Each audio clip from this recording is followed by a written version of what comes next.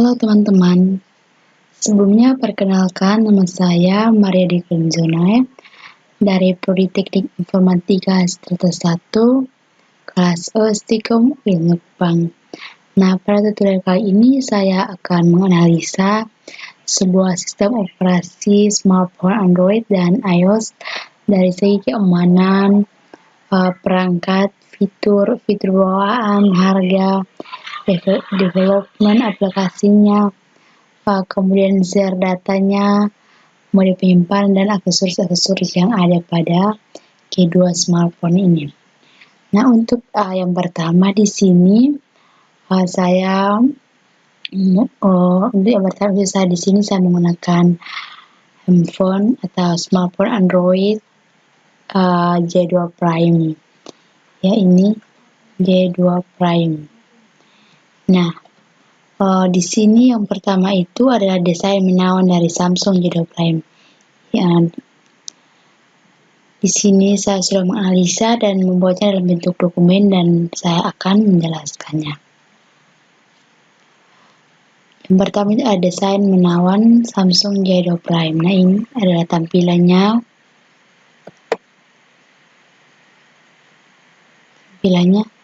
Nah, untuk tampil di sini untuk Samsung J2 Prime ini tampil dengan desain yang keren dan elegan. Device ini tersedia dalam 4 pilihan warna, yaitu di sini ada macam-macam ya. Ada yang black, ada silver, ada pink, ada gold. Desain uniform body dan terbuat dari bahan dasar metal, membuat Galaxy J2 Prime tidak terasa licin. Dengan gaya yang premium, membuat ponsel ini cocok untuk mengakomodasi kebutuhan hiburan generasi muda pada umumnya. Kemudian yang berikut itu ada layar Samsung J2 Prime. Ini adalah bagian layar depannya. Nah, di sini untuk audio berbobot 160 gramnya yang tipis ya, dipadukan dengan layar yang lebih besar, yakni 5,0 ya, inch. 5,0 inch. Frame belakangnya yang berpola-pola strip juga membuat ponsel ini kuat dan nyaman dalam cengkraman. Adapun untuk resolusinya itu adalah HD dengan jenis PLS TFT yang menampilkan visual tajam dan jernih. Dan untuk baterai J2 Prime dengan ditambahkannya kapasitas baterai yang lebih besar membuat kita pengguna semakin nyaman mengoptimalkan pemakaian smartphone, dan berbagai fitur yang ada jadi dapat dinikmati lebih lama berkat baterai berkapasitas 2600 mAh. Ditambahkan lagi dengan adanya support dari fitur Ultra Power Saving Mode, membuat pengguna daya baterai jadi lebih efisien dan terkontrol. Baterainya sendiri bersifat removable atau masih bisa dilepas ya. Kemudian untuk kamera berkualitas milik Samsung J2 Prime ini dengan harga yang berada di rentang 1 juta rupiah, rasanya dapat dimaklumi ya jika Samsung hanya menyematkan kamera belakang bersolusi 4 MP plus flash. Sementara untuk kamera depannya itu bersolusi 5 MP yang didukung oleh fitur selfie flash. Nah, saat menggunakan LED, hasil DVD-kan dari kamera depannya pun sudah bisa diandalkan, lantaran tampak cerah dan tajam, bahkan meskipun kondisi lokasi pemotretan tergolong minim cahaya, namun foto yang dihasilkan tetap bagus.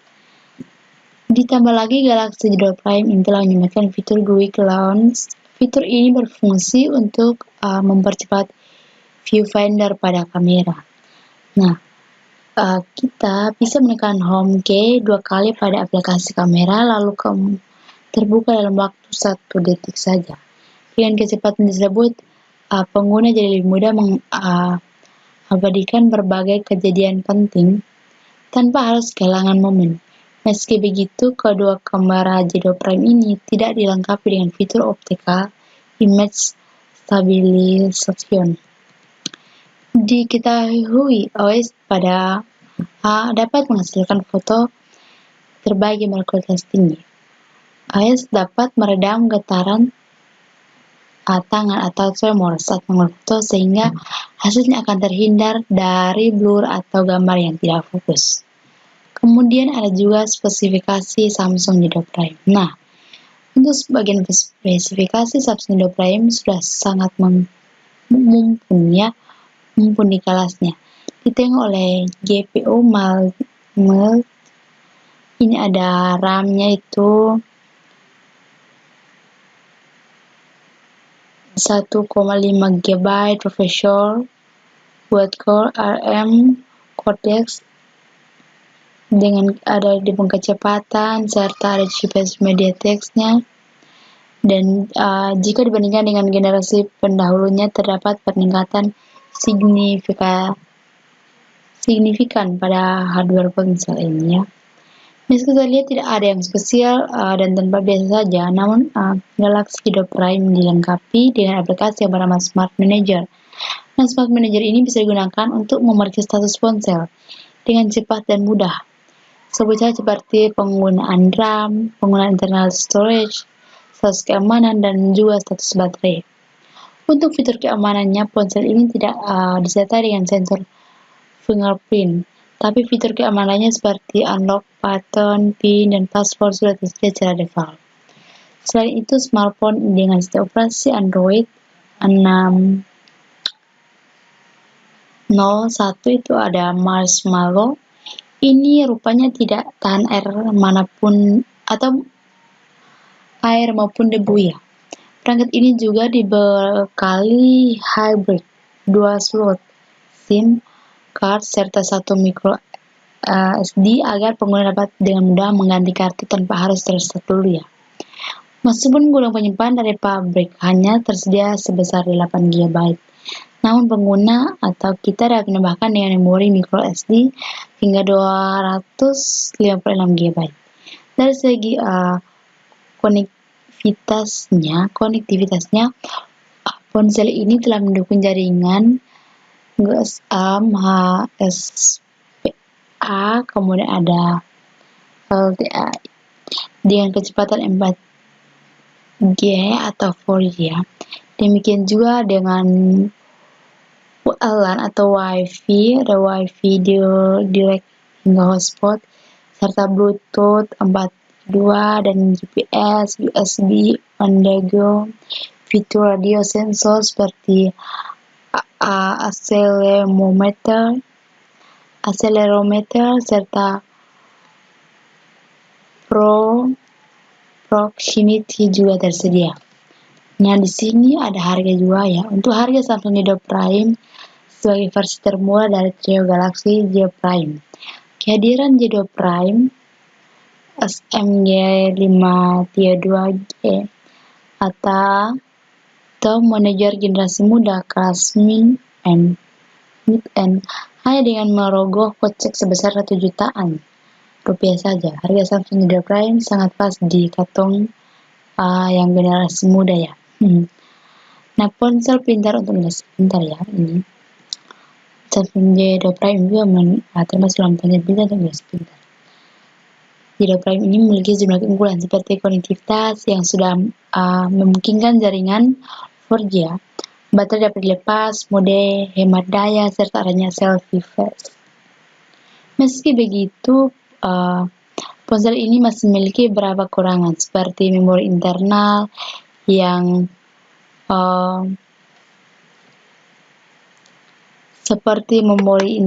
internal yang tidak luas, tidak menggunakan layar Super AMOLED, serta resolusi kamera yang tak bisa hilang besar.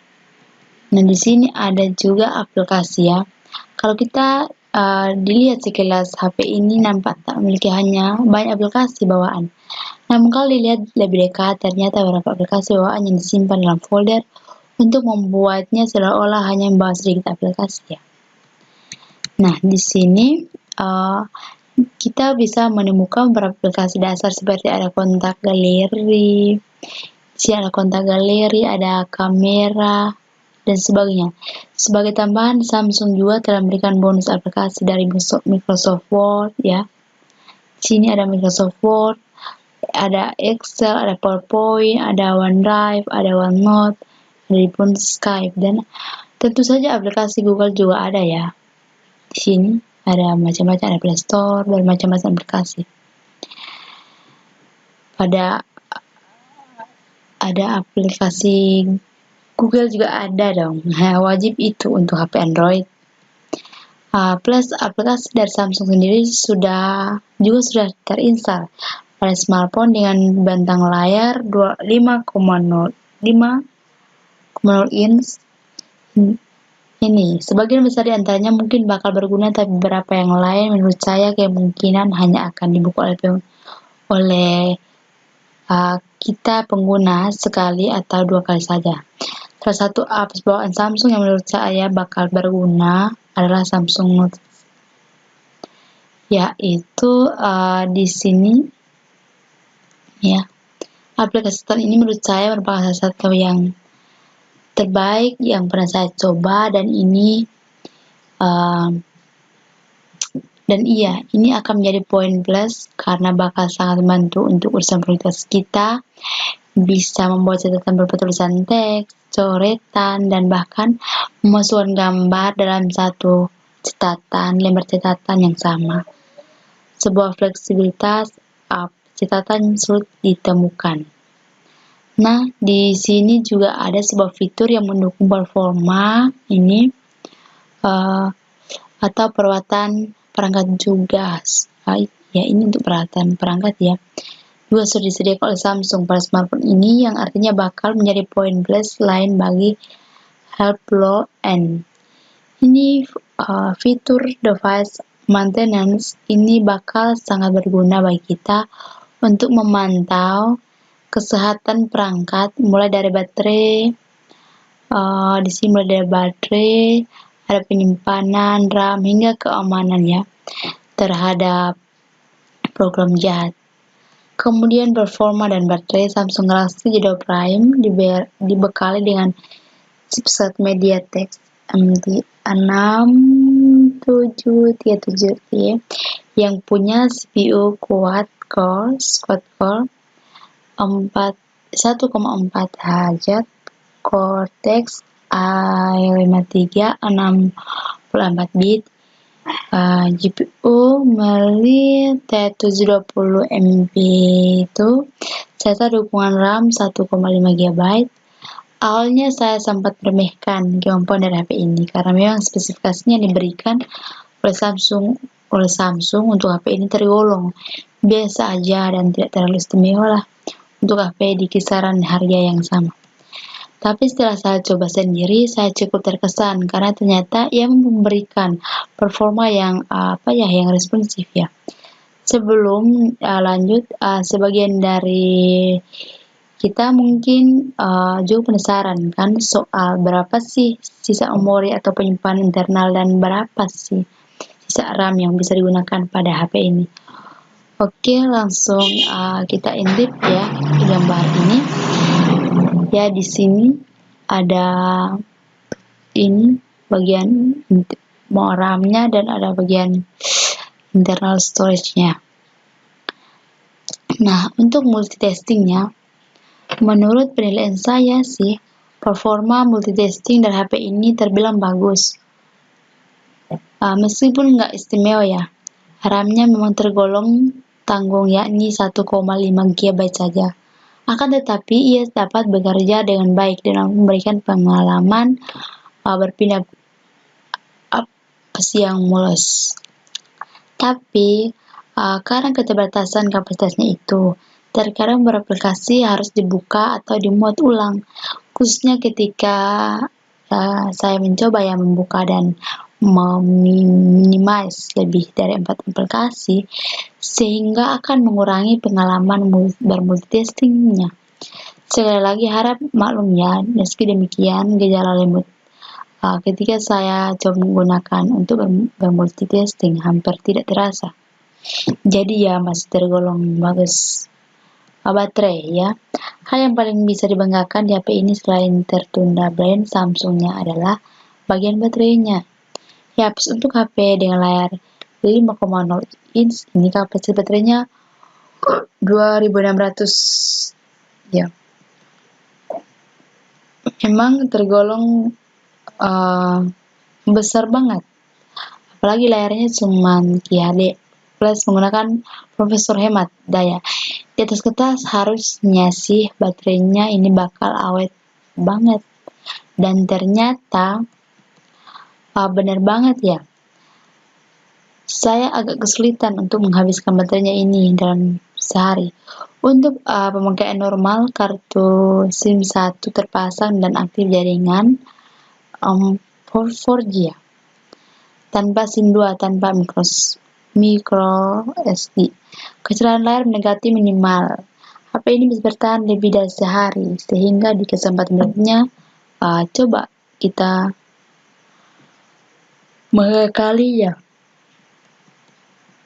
Dan HP mulai saya nyalakan sekitar jam 5 pagi, baterai 100%. Lalu saya mulai aktif menggunakannya untuk menjalankan aplikasi standar seperti FB, IG, YouTube, dan untuk pakai kuliah juga, dan WA, dan sesekali membuka aplikasi Twitter, dan juga membantu menguras baterainya. Saya setting HP ini agar layarnya tidak mati, dan hasilnya seperti di atas ini ya. Nah,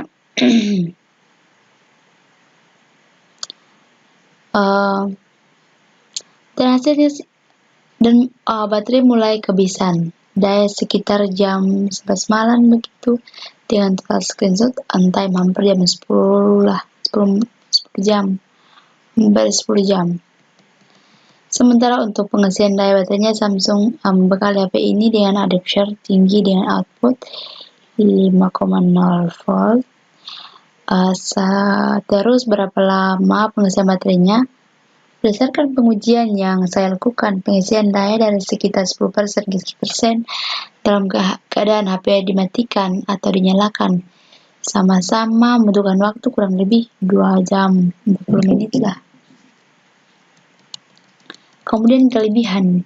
Untuk kelebihan dan kelemahannya, di sini ada kelebihan dan kelemahan dari Jido Prime.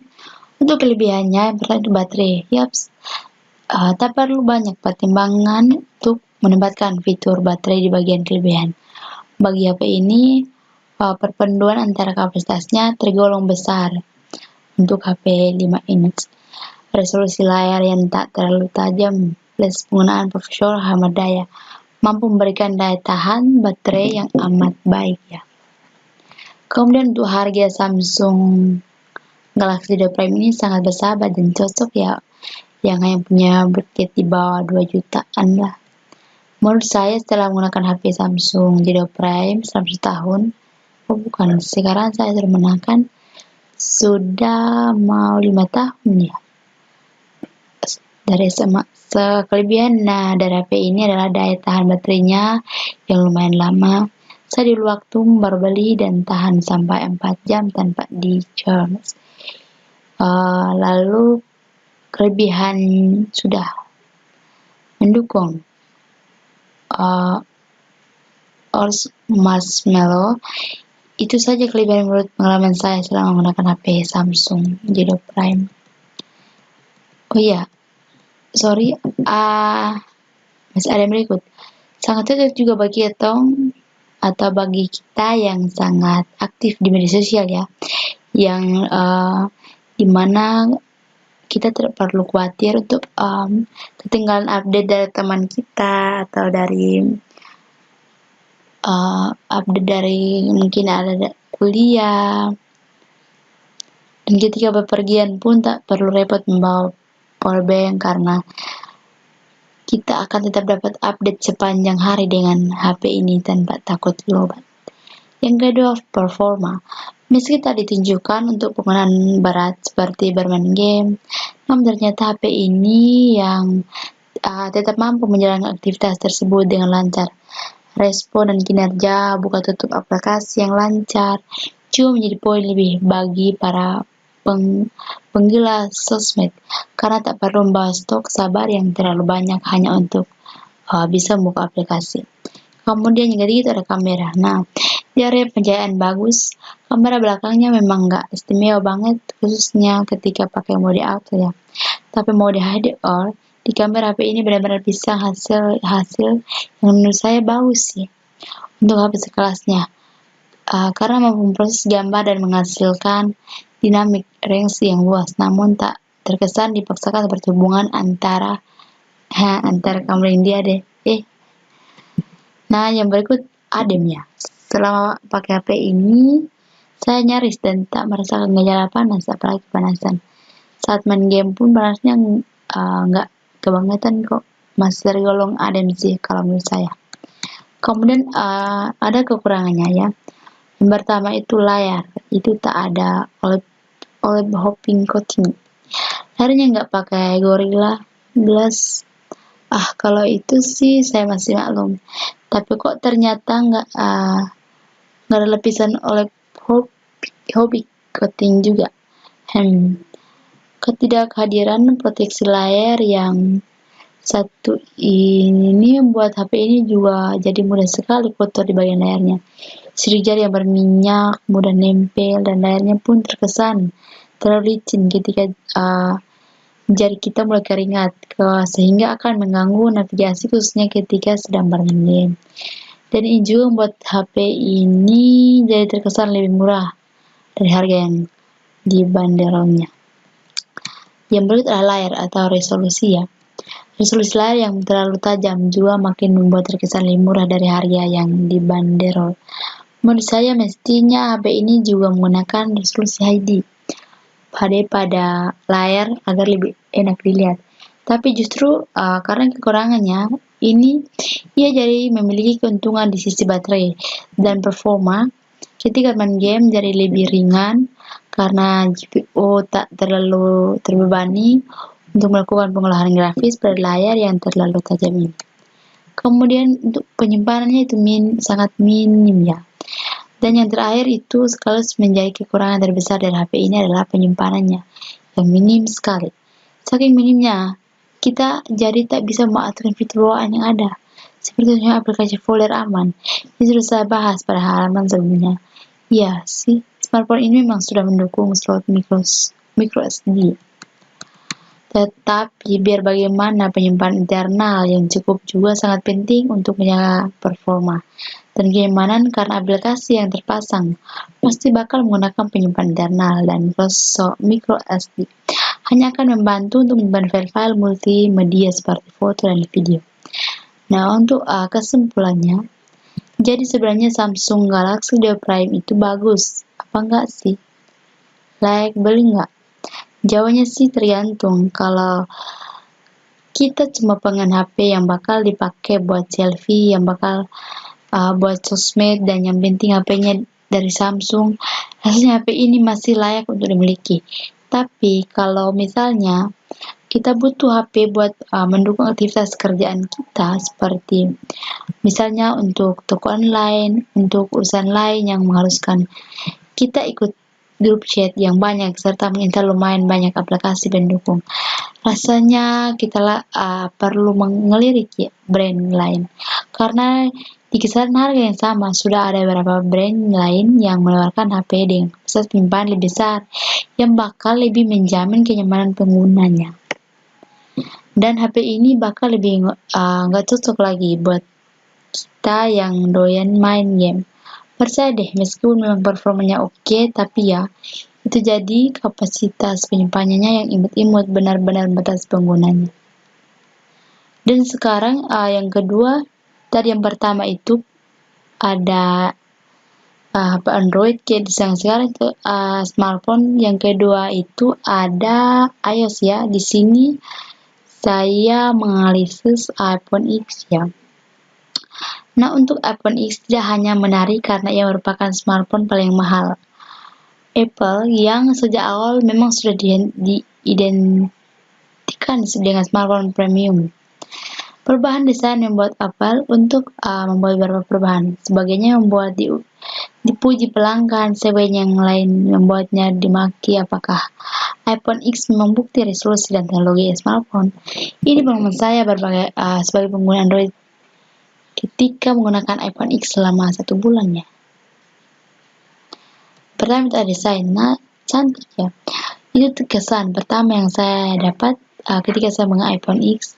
Tidak bisa dipungkiri dengan iPhone X. Memang cantik.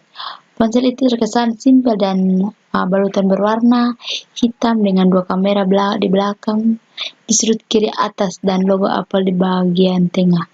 Pada saat yang sama, kita bisa melihat kesan elegan pada ponsel itu. Meskipun pada awal Apple berkeras untuk tidak memuat ya. Untuk tidak membuat smartphone dengan layar yang semakin besar. Pada akhirnya perusahaan itu pun menyerah dan mengikuti permintaan pasar. iPhone X bisa dibilang memiliki layar yang besar dengan ukuran layar 5,7 inch. Namun ponsel ini bisa saya genggam dengan satu tangan dengan mudah. Menggunakan iPhone X dalam waktu lama dengan satu tangan tidak membuat tangan saya kram. Hal yang sering terjadi ketika saya menggunakan ponsel dengan ukuran 5,5 inch atau lebih. Tidak heran, Apple sukses memangkas rangka pada iPhone X, membuatnya memiliki bodi ringkas dengan layar lebar ya seperti ini. Dengan layar lebar. Nah, keberadaan poni pada iPhone X merupakan salah satu pembicaraan banyak orang. Sebagian orang mengeluhkan keberadaan poni ini itu karena nos pada bagian atas mengganggu baik ketika saya menggunakannya serta vertikal atau horizontal ya. Apple merombak desain iPhone X. Salah satu perubahan besar yang terjadi adalah hilangnya tombol home dari bagian bawah ponsel, membuat iPhone X dominasi oleh layar. Untuk masalah tombol power ada di sebelah kanan dan tombol volume di sebelah kiri. Di bagian bawah terdapat port Lightning untuk mengisi baterai, sama seperti iPhone 7, atau iPhone 7, iPhone X juga tidak dilengkapi dengan port audio untuk orang yang masih sering menggunakan jack audio. Ketiadaan port itu adalah kekurangan dari iPhone X, terutama karena menghilangkan port audio tidak membuat ponsel menjadi lebih tipis secara signifikan. Nah, ini ada software dan antarmuka. Salah satu alasan iPhone begitu dipuji adalah karena ia mudah digunakan ya. Sebagai orang yang menggunakan Android bertahun-tahun, ketika menggunakan iPhone X pertama kali harus saya akui, saya kikuk dalam menggunakannya, tidak terbiasa dengan antarmuka dan gestur untuk mengakses fitur tertentu. Untungnya membiasakan diri dengan iOS tidak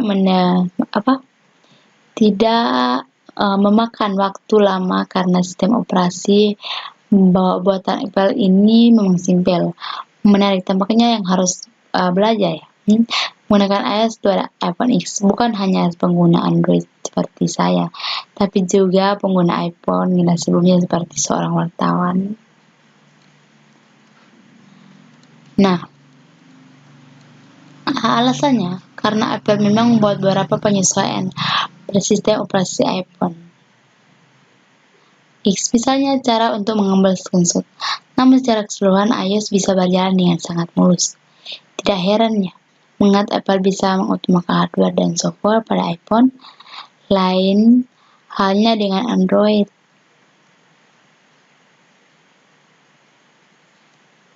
Salah satu hal yang sedikit membuat saya kecewa adalah ketiadaan fitur split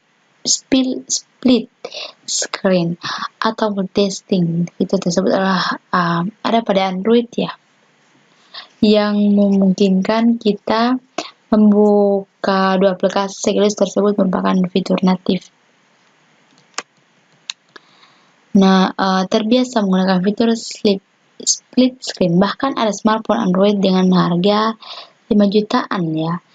Tidak ada fiturnya tersebut pada iPhone X. Dengan harga 20 jutaan membuat saya kaget. Kemudian di sini ada performa, baterai, dan fitur ya. Dari segi spesifikasi iPhone X mungkin terdengar tidak terlalu wow sih. Meskipun begitu performanya bisa sama baiknya dengan smartphone Android kelas atas seperti Samsung Galaxy Note 8, mulai dari mengetik email, menjelajah internet, sampai bermain game. iPhone X hangat, tapi tidak sampai menyebabkan ponsel menjadi keras atau game terhenti mendadak. Dengan poin di bagian atas membuat saya sempat khawatir hal ini akan merusak pengalaman menonton video. Dan kita menggunakan iPhone X untuk menonton video poin di bagian atas tidak menjadi masalah sama sekali ya. Saya tetap bisa menonton video pada keseluruhan layar. Tidak hanya itu, iPhone X juga ponsel pertama buatan Apple yang menggunakan layar OLED. Karena itu gambar yang ditampil menjadi sangat jernih. Satu hal yang agak mengecewakan itu adalah peristiwa baterai yang kurang awet. Saya tidak bisa menggunakan Pixelmark untuk menghitung secara pasti berapa lama baterai iPhone X dapat bertahan, tapi selama penggunaan saya perlu mengisi baterai ponsel pada akhir hari atau pada sore hari jika ponsel digunakan terus-menerus. Satu fitur yang ada di iPhone X, setidaknya saat ini ada emoji ya.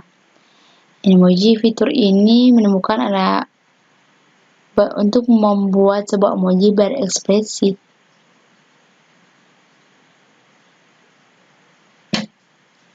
Bagi saya fitur ini tidak terlalu menarik meski unik, namun emoji cocok untuk kita ya, atau untuk Anda yang memang merasa emoji dan stiker yang ada saat ini tidak cukup mengekspresikan diri Anda. Nah, Face ID menggunakan sensor jarak, cahaya ambien, sinar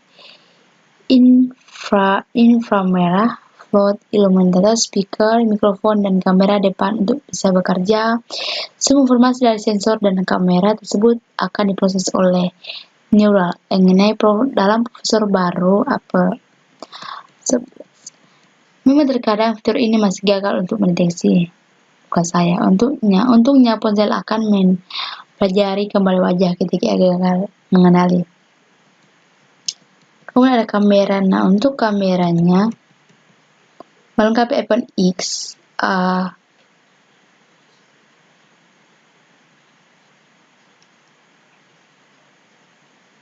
kamera 12 MP pada bagian belakang hanya karena megapiksel ya. Dari kamera iPhone tidak terdengar terlalu besar, bukan berarti gambar yang dihasilkan tidak bagus, tapi ini adalah hasil jempretan iPhone ini sangat baik ya. Bahkan saat digunakan untuk mengambil foto di dalam ruang gelap atau ketika melakukan zoom. Nah, kesimpulannya itu iPhone X memiliki performa yang baik. Foto hasil jempretan iPhone X juga cukup baik meskipun digunakan untuk mengambil foto tempat remang-remang atau ketika Anda melakukan zoom. Memang jika Anda adalah pengguna Android dibutuhkan waktu untuk menyesuaikan diri dengan antarmuka iOS, tapi tidak dibutuhkan waktu lama untuk membiasakan diri dengan antarmuka iOS. Salah satu kelemahan jika ini memang bisa disebut sebagai kelemahan adalah harganya sangat mahal ya. Bahkan jika dibandingkan dengan Samsung Galaxy S9, iPhone X masih lebih mahal ya. Untuk iPhone X prosesornya Apple A11, RAM-nya 3GB, operasinya itu adalah iOS 11, GPU-nya itu adalah Apple GPU, memori internalnya itu 256GB, kameranya itu adalah 12 megapiksel, itu belakang, dan ada depan itu ada 7. Ini untuk baterainya, dan ada juga untuk layarnya, dan itu 5,8 inch atau 2436 kali 1125 piksel. Kemudian ada harganya itu Untuk harganya itu sekitar 20.799.000 rupiah ya. Ini iPhone X Plus-nya itu desainnya keren, operasi sistemnya ringan, atau kameranya sangat bagus. Untuk yang minusnya itu mahal ya, bodi kurang kuat. Nah, oke deh, mungkin sekian dulu ya untuk review kali ini. Kalau misalnya ada yang mau ditanyakan, boleh kok tinggalin komentar. Saya bakal bantu jawab sebisanya. Silakan jahit blog atau untuk mendapatkan informasi lainnya, follow dan like fanpage kita ya. Semoga bermanfaat dan mohon maaf bila ada kekurangan dari penjelasan saya. Terima kasih.